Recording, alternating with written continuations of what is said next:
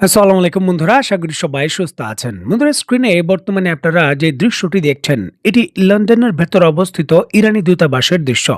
নিশ্চয়ই দেখতে পাচ্ছেন লন্ডন সরকার বা যুক্তরাজ্যের সরকার কি করে একটি বিদেশি দূতাবাসের নিরাপত্তা এইভাবে কথিত প্রোটেস্টকারীদের হাতে সরাসরি সমর্পণ করেছে।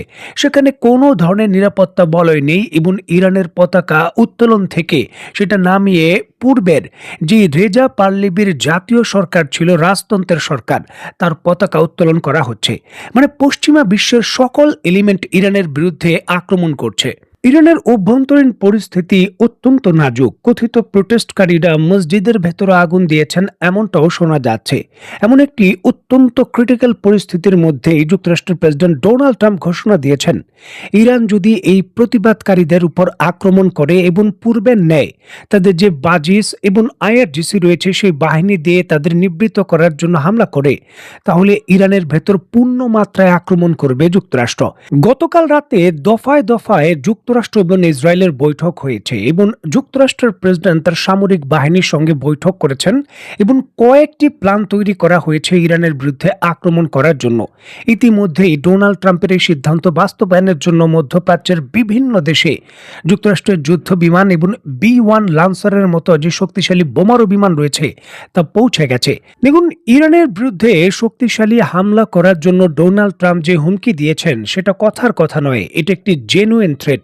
অত্যন্ত গুরুত্বপূর্ণ এই বিষয়টিকে কেন্দ্র করে সামরিক বিশেষজ্ঞ জ্যান কিন তার বক্তব্যে বলেন, গত 1 বছর ধরে ডোনাল্ড ট্রাম্প পুরো পৃথিবীতে যেইভাবে বিভিন্ন দেশে হামলা করেছেন, এমনকি ইরানের পরমাণু স্থাপনায় হামলা করেছেন, রিসেন্টলি ভেনেজুয়েলার প্রেসিডেন্টকেও আক্রমণ করে তিনি উঠিয়ে এনেছেন। এই সকল কিছু দেখার পর ট্রাম্পের এই হুমকিকে গুরুত্ব না দেওয়া একটা হবে হঠকারিতা এবং দায়িত্ব জ্ঞানহীন আচরণ, যেটা কখনোই ইরান এবং তার মিত্রদের করা উচিত হবে না।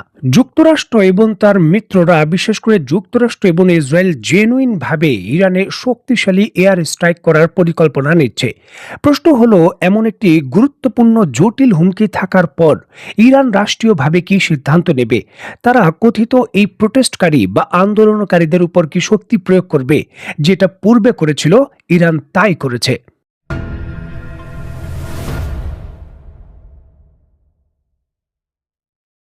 যুক্তরাষ্ট্রের হুমকি ধামকির টাইম নাই। ডোনাল্ড ট্রাম্প আক্রমণ করলো কি না করলো ইরানের তাতে কোনো কিছু যায় আসে না। দেশের সার্বভৌমত্ব রক্ষা করার জন্য তাদের যা যা করা দরকার তাই করবে। এর জন্য ইরানের আইআরজিসি বিক্ষোভ দমনের জন্য রেড লাইন ঘোষণা করেছে। আগামী 24 থেকে 48 ঘন্টার মধ্যেই পুরো তেহরান এবং আশেপাশের বিভিন্ন শহরে কথিত যে প্রোটেস্টকারী রয়েছে তাদের ক্লিয়ার করার জন্য অর্ডার দেওয়া হয়েছে। নিশ্চয়ই দেখতে পাচ্ছেন, ইস্যুটিকে কেন্দ্র করে ইরানের কর্তৃপক্ষ নিশ্চিত করেছেন যে প্রথমে বিক্ষোভকারীরা সাধারণ বিক্ষোভ করলেও বর্তমানে জানমালের ক্ষতি হচ্ছে, বিভিন্ন সরকারি স্থাপনার ক্ষতিপূরণ হচ্ছে এবং তারা সশস্ত্রভাবে বর্তমানে আইআরজিসির বিভিন্ন সদস্যের উপর আক্রমণ করছেন। এই ঘটনায় আইআরজিসির অন্তত পক্ষে 2 থেকে 3 জন নিহত হয়েছেন এবং আইআরজিসির কয়েকটি কমান্ড সেন্টার দখলেরও তারা চেষ্টা করেছে।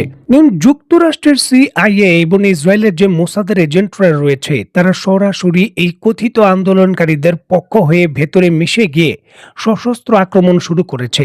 তারা যুক্তরাষ্ট্রের ব্যবহারকৃত বিভিন্ন ধরনের অ্যাসল্ট রাইফেল এবং বিভিন্ন অস্ত্র ব্যবহার করছে এবং সরাসরি কিছু কিছু ক্ষেত্রে সামরিক আক্রমণ শুরু করেছে। দেখুন, আইআরজিসির যে প্রধান দপ্তর রয়েছে সেই দপ্তরে হামলা করেছিল গতকাল রাতে কথিত এই আন্দোলনকারীরা এবং সেখানেও কিন্তু রাতে ব্যাপক ধরনের গুলি বিনিময় হয়। আর এর পরই চূড়ান্ত যে ক্র্যাকডাউন রয়েছে তার ঘোষণা দিয়েছে ইরান।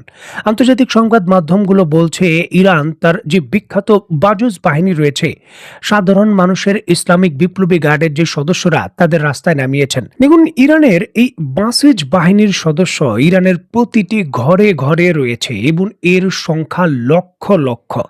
ইরানের ইসলামী বিপ্লব এবং ইরানের ইসলামিক শাসন ব্যবস্থাকে রক্ষা করার জন্য প্রতিটি পরিবারের অংশ থেকেই এই বাসিজ বাহিনীতে অংশগ্রহণ করছে এবং বিপুল পরিমাণের সদস্য রয়েছে এদের আইআরজিসির বাইরে। বলতে পারেন সাধারণ মানুষের ট্রেনিং প্রাপ্ত বাহিনী। সাধারণ মানুষের কথিত প্রোটেস্টকে, হামলাকে মোকাবেলার জন্য সাধারণ মানুষের যে বাহিনী রয়েছে তাকে ইরান মোতায়েন করেছে, যাতে বোঝা যায় যে এটি কোনো ক্র্যাকডাউন নয় বা এটি জোরপূর্বক কোনো বন্ধের বিষয় নয়। মূল বিষয়টা হলো বিদেশি বাহিনী আক্রমণ করেছে প্রতিবাদকারীর নাম করে, সুতরাং দেশের জনগণের সমর্থন নিয়েই তাদের থামানো হচ্ছে। গতকাল রাতে ইরানের আইআরজিসি এবং এই বাসিজ বাহিনী ইরানের বড় বড় শহরে পাওয়ার বন্ধ করে বা বিদ্যুৎ সংযোগ বিচ্ছিন্ন করে, অন্ধকার করে, বাতি নিভিয়ে আক্রমণ করেছে এবং কথিতভাবে এই আন্দোলনকারী যারা ইরানের শাসন ব্যবস্থা এবং ইরানকে পরাধীনতার মধ্যে নিয়ে যেতে চায় তাদের উপর শক্তিশালী আক্রমণ করেছে। যেমনটা জানা যাচ্ছে, বড় বড় অনেকগুলো শহর সম্পূর্ণভাবে ইরানের নিয়ন্ত্রণে তারা গতকাল রাতে আনতে পেরেছে। এখন দ্বিতীয় দফার শক্তিশালী হামলা তারা করতে চায় না। তারা একটা ডেডলাইন দিয়েছে এবং এই সময়ের মধ্যেই কথিতভাবে আন্দোলনকারীদের রাস্তা ছেড়ে চলে যেতে বলেছেন, যাতে আর কোনো ক্ষয়ক্ষতি না হয়।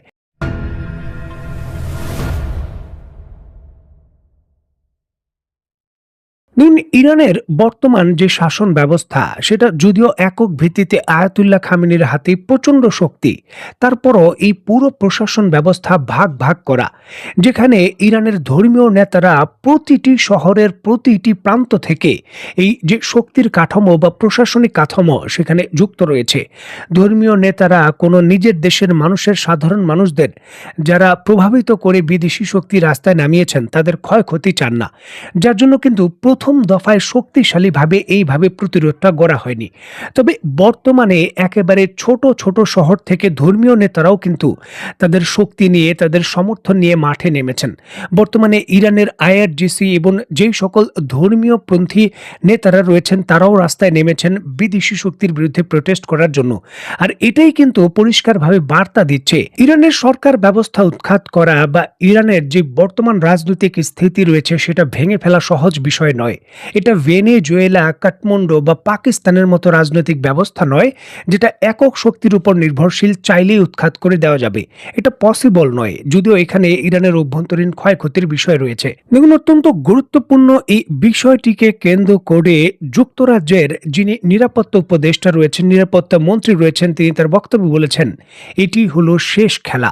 ইরানের ক্ষমতাকে উৎখাত করার জন্য এর থেকে বড় সুযোগ আর আসবে না। আগামী 20 থেকে 30 বছরের মধ্যেও এই ধরনের সুযোগ পশ্চিমা বিশ্ব পাবে কিনা সন্দেহ। সুতরাং এই সুযোগের সৎ ব্যবহার করতে হবে এবং নিশ্চিত করতে হবে যাতে এই সুযোগটি কাজে লাগানো যায়। আর এর জন্য শুধু যুক্তরাষ্ট্র বা ইসরায়েলের গোয়েন্দা সংস্থা নয়, পুরো পশ্চিমা বিশ্বের সকল গোয়েন্দা সংস্থা একত্রে তার যত ধরনের পেশি শক্তি রয়েছে সকল পেশি শক্তি ইরানের অভ্যন্তরে ব্যবহার করছে এবং ইরানকে অস্থিতিশীল করার চেষ্টা করছে। তারা স্বীকারই করেছে যে তারা তাদের সকল শক্তি নিয়ে ইরানের বিরুদ্ধে ঝাঁপিয়ে পড়েছে। এখন অত্যন্ত গুরুত্বপূর্ণ এই প্রেক্ষাপটে ইরানের যে মিত্র দেশ রয়েছে, চীন বা রাশিয়ার মতো দেশ, তাদের গোয়েন্দা সংস্থা এবং তাদের লজিস্টিক সাপোর্ট ইরানের পক্ষে কতটুকু দাঁড়ায় সেটাই দেখার বিষয়। তো বন্ধুরা, আজকের মতো বিদায়। নতুন কোনো ভিডিও নিয়ে আবার দেখা হবে। সেই পর্যন্ত সবাই ভালো থাকবেন, সুস্থ থাকবেন এবং বাংলাদেশকে ভালোবাসবেন। আল্লাহ হাফেজ।